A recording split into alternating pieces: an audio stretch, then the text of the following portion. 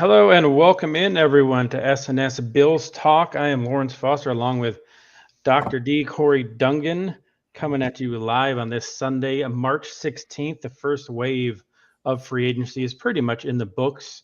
So it seems like a good time to recap where the Bills stand. We did a show at the beginning of the week about what the Bills have done, but lots happened since then. So welcome in, Dr. D. Welcome. Also, thanks. So we kicked things off. We talked about last show we did a couple of the Bills kind of were focusing on the D line with the signing of Michael Hoyt. They signed Larry Ogunjobi. They signed Joey Bosa. Exciting news at the time, but after that happened, we found out that two out of those three aren't even going to be playing for the first 6 weeks of the season. Yeah. So I want your initial thoughts and kind of reaction to the news that two out of the three defensive linemen, the two that actually can stay healthy, are going to be missing the first 6 weeks of the year. Well, Lawrence, I got to say, my enthusiasm from last week is down quite a bit. We talked last week about how Joey Bosa, hopefully he doesn't have to play all the snaps, 50, 60% of the snaps. But now because these other guys aren't here, especially Hoyt, I see this potentially as a huge issue because one, we don't have those two guys available for the first 6 games, and then two, if Bosa has to play more, I mean, there's no guarantee he's going to get hurt. But on the flip side, there's no guarantee that he's not going to get hurt. So I don't know. I'm less excited today than I was a few days ago before I learned about it. Yeah, and it kind of is weird that they pointed out your wife sent us a Twitter X post about how teams aren't made aware of this stuff. It's kind of only the player, the other team, and like that seems like kind of a flaw in the system, right? Like if there's a failed test, that should be something that teams are made aware of. It's not their team's fault. It's a player. There shouldn't be any kind of like confidentiality thing. You failed a test that's given by the NFL. That should be public knowledge. Now, in Michael Hoyt's defense, at least he was up front. He told Brandon Beane all along, like, hey, I have this, and Beane was okay doing it. Mm-hmm. It seems like Larry Ogunjobi, on the other hand, was a little bit of they find out kind of in the 11th hour, right? They're getting ready to sign it. Yeah. And at that point, even Beane said, like, we were kind of, the defensive tackle market was so washed out by that point, they kind of had to just grin and bear it, so to speak. Mm-hmm. So even he said it's not, if they wouldn't have signed both of them, they would have known that heading into it. Sure. So that's a fault of a lot of people are pointing the finger at Brandon Beane. You can for Michael Hoyt because he knew what was going to happen. Larry Ogunjobi, as we found out, it's kind of a fault in the system. But like you said, like what's the trickle down effect? These guys were counted on to play in a rotation that the Bills use. Mm-hmm. To take snaps away from hopefully Daquan Jones, who had a real rough year last year. So now what people like Michael Carter have to stand up, right? Who was inactive for a lot of last year. Oh, you mean Dwayne Carter? Yeah, Dwayne Carter. So a forgotten guy kind of almost last year, kind of early draft pick that just was inactive for the latter half of the year. So yeah. No, I mean him, but that's the thing. When Ed went out, Carter played well, I thought. I mean, that like him being inactive was one of the surprises, like week in and week out after he was healthy, because I knew he had hurt his wrist. Because he had played well when Ed went down, I was just surprising that he didn't get any more snaps. And sure, it's easy to point out the fact that McDermott tends not to play rookies, but again, if they're playing well, I don't know. So yeah, I'm with you. Carter's going to have to play more. There's going to be probably a slightly heavier workload on the guys that are there, but also does that now change what we do in the draft? Yeah, you almost think it has to, right? Like that's two defensive linemen that where you were counting on to play a significant part of your team, and that changes the whole roster construction. Mm-hmm. You're going to probably have to have a couple of guys who you have no intention of keeping the whole year, so you can be able to get players of any sort of caliber you'd want, knowing, hey, 6 weeks in, these two guys are coming off the list and they're going to take my job. So, like, I think it just makes life overall harder for the Bills. And you and I were talking at the end of our show last week of like the draft was kind of wide open at that point. Yeah, we needed a cornerback, right? But we were both talking like we dressed a defensive line. We got Josh Palmer. They can really go almost anywhere. And now we're kind of pigeonholed back into we kind of got to do these two things. Yeah, but I think ultimately, given the fact that Ogunjobi was just a 1 year contract, anyways, I still would, if I'm using the current information, I would still probably prefer to have a defensive tackle, right? Like some, first round, maybe even trade up and pick in the top 20, just a guy that can get some snaps and ultimately know that next year, 26, that they're going to have to fill in and play for Ogunjobi anyways, because again, he's only on a 1 year deal. And I feel the same about Joey Bosa there too, of like the 1 year deal, and do what the Eagles did. They drafted a couple of guys 2 years ago when they still had like Fletcher Cox and stuff, right? Then he retires, and then they're ready for their guys to step up, knowing there's going to be a hole the next year. You're right that, but it just seems like we have to now. Like, whereas opposed, it would have been nice to do it if we wanted. It seems like it's something that has to happen. But it's just a bit of a downer if you're a glass half full type of people. I know I've read some comments, oh, well, all that matters is how they are in January because we don't care about the early part of the year. It's going to matter in the early part of the year. As I say, you still got to win those games, right? If you lose a bunch of those games, and the later part of the year doesn't matter. Ask the Bengals, right? Yeah, they win and lose on the wrong times of the year. Mm-hmm. So a little bit of a downer there after our episode last week. But we have signed some new people since we talked last, bringing a few of them up. The one I'll start with is the one that's listed last year. Dane Jackson makes his triumphant return to Western New York. Yeah. I know we were jokingly saying early last week, oh, watch us sign Dane, and they did. So your initial thoughts and reactions to Dane Jackson rejoining the Buffalo I mean, I just know that we complain about him often. And so I just hope that he doesn't have to see the field. I mean, there's some of these guys that I think would be great on special teams, and I guess he does have quite a bit of experience. And so if somebody goes down, but I don't know. I'll just say this.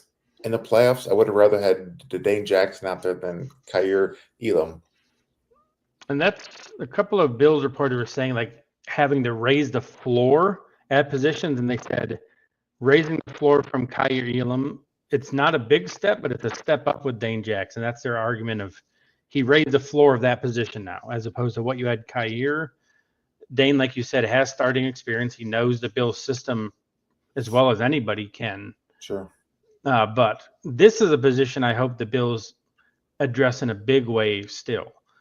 Whether it be, I don't think Asante Samuel is possible anymore with the cap space we have left. That one I think is past, but I would like take a veteran. I would bring back Rasul if he's still, because he's still out there and cheap over Dane Jackson. Trey back. Stephon Gilmore is a free agent, right? He played well last year for the Vikings. But you also think of the draft, somebody towards the bottom of round one, like the Hairston kid out of Kentucky. So that's a position I don't think they're done with yet, but I just really hope Dane Jackson is not their answer to a starter position opposite of Benford. Yeah. Oh, 100%. That would be awful. That would be terrible. And you said this a little bit ago about Philly, but we just need to keep drafting guys, but actually hit them. We need to hit on defensive linemen in the top two or three rounds. We need to hit on corners in the top couple of rounds, right? Because ultimately, guys like Milano, how many more years is he going to be a Buffalo Bill? Can we afford Christian Benford? Outside of Rousseau, like once Joey Bosa leaves, and who knows, maybe he plays well, and we're the ones that re-sign him. But Mhm. it's just we don't really have anybody waiting in the wings. It feels like our defense is made up of a lot of solid starters, but behind them are nobody, right? And like Yeah. we just don't have depth. Where on offense, I feel like we have a lot of depth, largely because Josh makes he can make an average receiver look good. But yeah, Matt defense Collins. really worries me that someone's going to get hurt. God forbid Benford gets hurt, and then what? Right, Bosa if he gets hurt, or it just yeah. And you look at the Bills' last two playoff losses. What's the big reason they lost? Injuries to the defense, like you said. Yep. The home game against the Chiefs, Razul shouldn't have even been on the field because he was hurt the week before. Sure. Bernard wasn't playing. They had Klein starting and just got abused. Why did the Bills probably lose last year? I mean, this past season, like you said, Benford got hurt, and then Elam just had an absolute disaster of a game coming into play for him. It's like you said, the Bills have a good starting defense, but there's nothing behind them as of right now. Hmm. Especially now that the two guys are suspended on you could argue the defensive line had depth, not anymore. Yeah. Well, and especially given the fact that like our defensive line doesn't get a ton of pressure, Hmm. it puts the guys in the secondary in a really bad spot. And so if you're an average or below average corner or safety, buckle up because you're in for a long night. And those are the things that make the back half look better, right? That's how defense works hand in hand. Maybe part of the reason that secondary looks so bad is the Bills don't get that pressure like other teams get. Like, all right, they look good because they only have to defend for 3 seconds. Hmm. Unless the Bills blitz or Greg decides to have one of his monster games, there's not much consistency there getting to the quarterback. Yeah. The other two guys on the list, Chenault is the one that interested me because of his kick return ability. One of the four guys, to score a touchdown last year. He's not a punt returner, No. but I don't know do we have a luxury of keeping somebody who's primarily just a kick returner? That just seems like it would be a question to be answered, but he at least offers some spice to special teams. Yeah. I mean, I remember when the Jags drafted him, and I liked him when he came out because he sort of reminded me of Deebo Samuel. Although Mm-hmm. I don't think we're going to need him for that because we have so many guys that are like that. But yeah, I mean, I don't hate it because we had that guy we traded for from the Jets. Covington. Yeah. Is he still on the roster? Yeah, he got hurt, and then he got hurt last year, and Shakir took over punt return duties, and That's right. he seemed to do pretty good when Shakir got the ball as a punt returner. Yeah, well, I don't want Shakir to be returning punts. But no, I mean, I think this is honestly one of those things for which training camp comes and we take Covington or Chenault, right? Unless the other, proves to be beneficial in terms of coverage. It's at this point, it doesn't really matter. Yeah, and Chenault, like receiving wise, has just the last few years done absolutely nothing. His first 2 years in the league, he had 600 yards and 619. Mm-hmm. Then his first year in Carolina, 272. Second year in Carolina, 60. Last year with two different teams, he had 36 receiving yards. So he is not a threat or seemingly any part of an offense. Special teams only. And if all he does is return, I think like you said, because Covington really didn't play much of anything either. So No. it's a battle between those two. And then Evans just a running back. At first, I thought when they signed him that there might be something happening with Cook, but it seems like he's just going to be back as a training camp body like he was in years past for us. Yeah. Well, that's the thing with Cook, right? I mean, I know we're not really talking about him, but the fact that he hasn't threatened to hold out, but all his social media stuff would leave you to believe he's going to do some sort of hold in. Yes. And so it's like, what do we do with him, right? Do we preemptively trade him during the draft? Do you sign him? Because I mean, say we don't have Cook anymore. Say we trade him for what, a third round or something. Um, Now when the draft comes, there comes another hole that we have to fill. I like Ty Johnson. I like Ray. yeah, Ray Davis. But Cook, I don't know. I just, as good as I felt last week, I feel all these things I feel considerably less so. And I don't like it. And you wonder how much of an influence Cook's brother is having on him, because he didn't get his deal with the Vikings, right? And he kind of bounced around after that.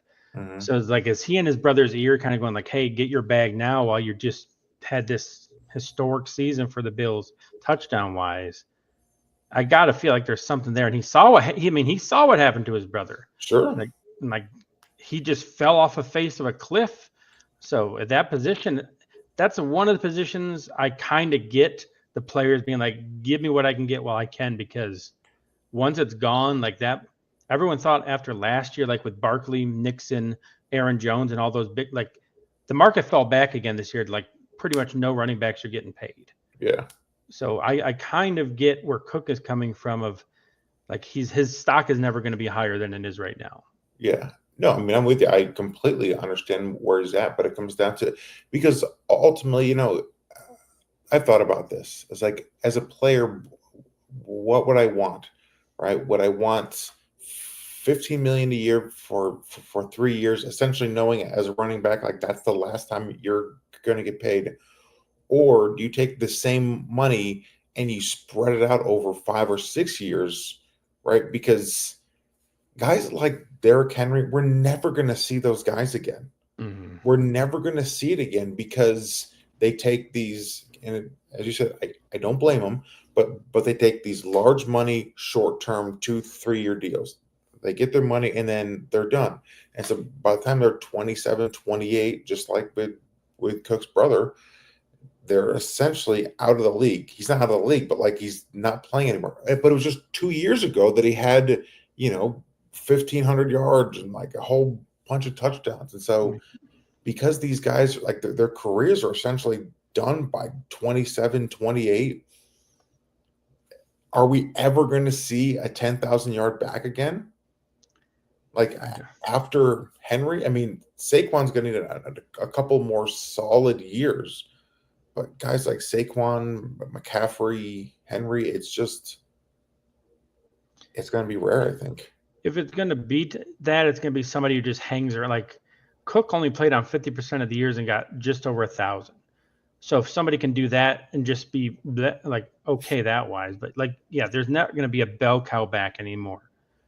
Even with the Falcons, who drafted Bijan a couple years ago, they still run Algier a lot. Like even they run a 2-man show now.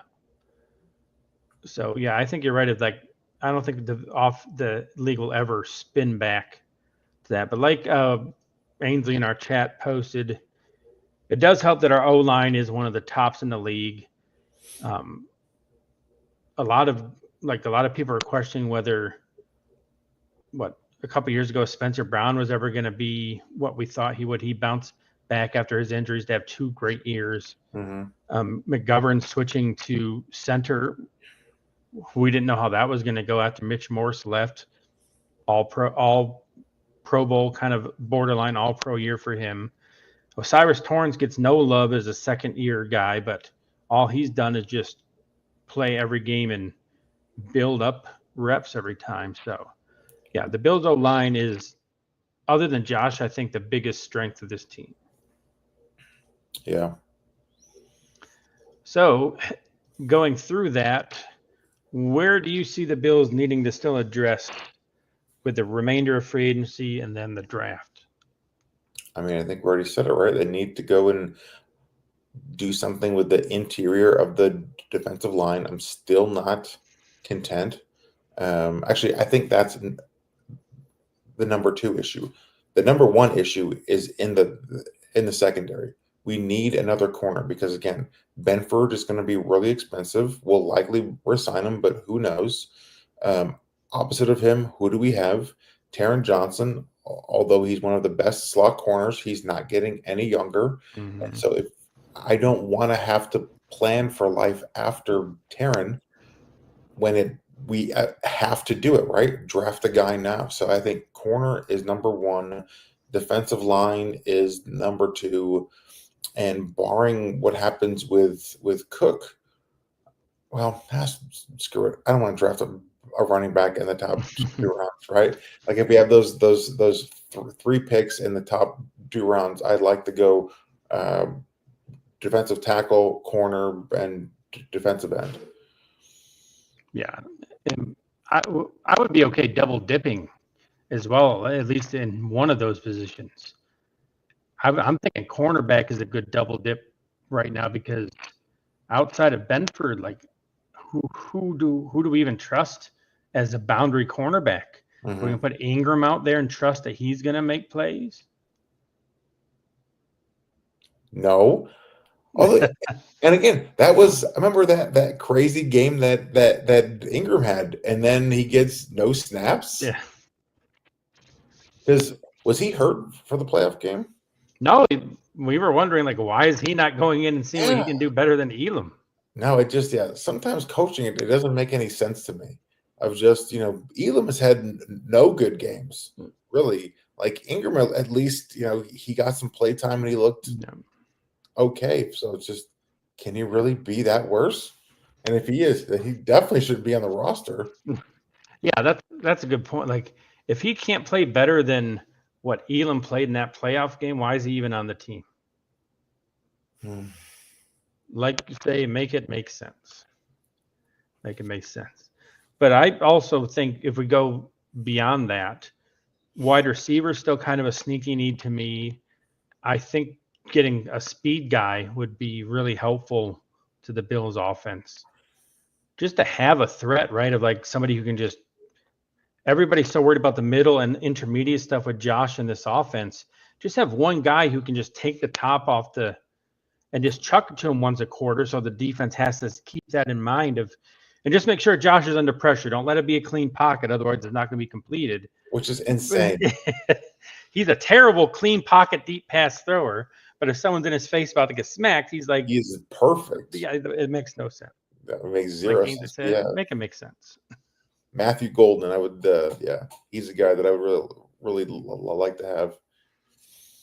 Yeah, it would be nice if we could couple like a bunch of these later and get something else in the early third and really just tackle these positions.